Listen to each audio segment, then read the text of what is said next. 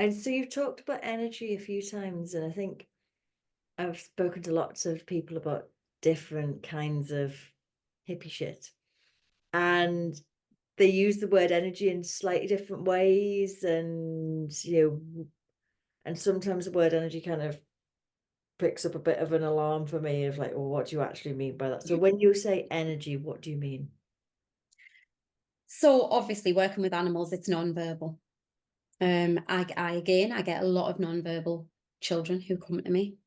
So when we talk about energy, we're talking about those communication lines that don't need to be heard. The communications, the feelings, the emotions that those feelings can arouse inside you. It's a connection. So I'm not a religious person. I'm not even really a spiritualist person. It's literally something that you can physically feel and most of the time don't even understand. But it's energy. It's that connection, that understanding without any kind of conversation between you. Nice. So what would you say to someone who's kind of sitting on the fence about whether to give it a go? How would you not convince them as such, but how would you encourage someone to give this a go?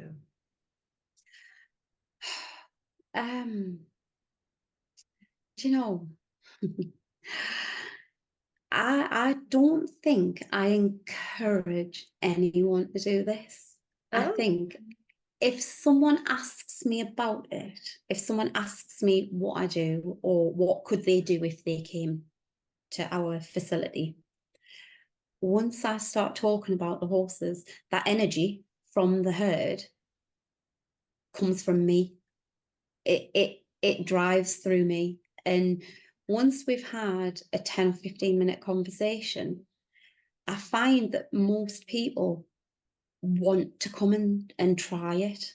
No matter how cynical they are about it, no matter how much they say, I don't believe what you're saying, kind of come along anyway.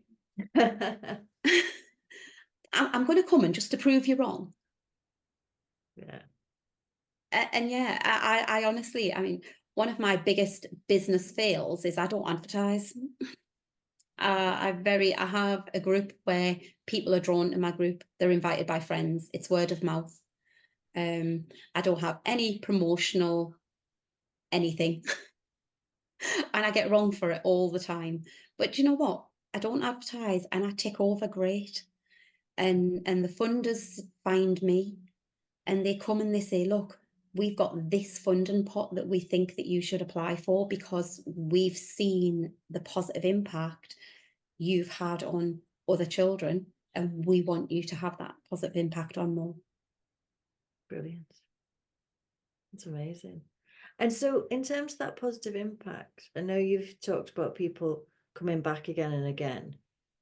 Like what do people take away with them in terms of, if someone did just do it once, what would they take away from it, do you think?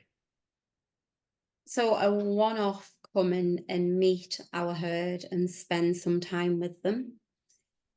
I can guarantee you will walk away feeling happy, feeling de-stressed, relaxed, content. I know once you walk back into your house, it's daily life.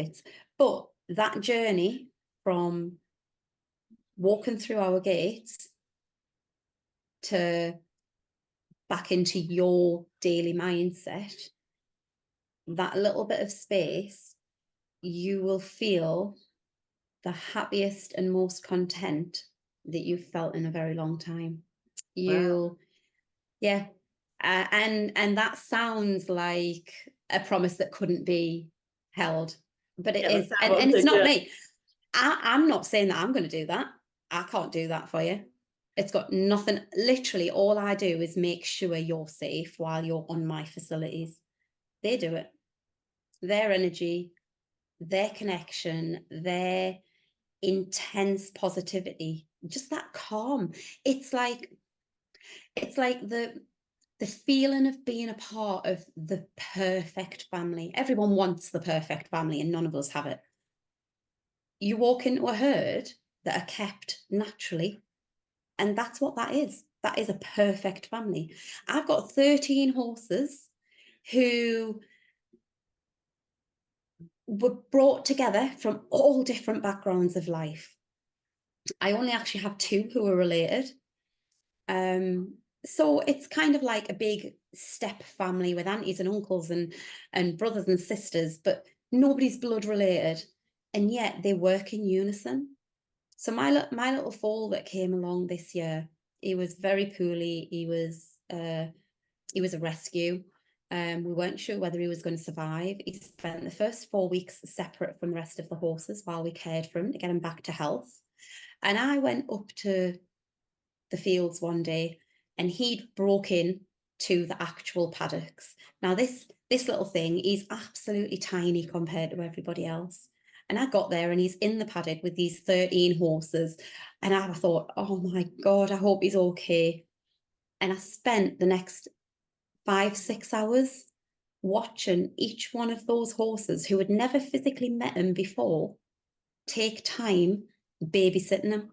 And you saw every time he was away from the horses, one of them would look up, see he was on his own, have a look round to see if anybody else was going to go see him. And if nobody else went, they went over and stood with him. Or they give him a nudge and brought him back to the group of horses.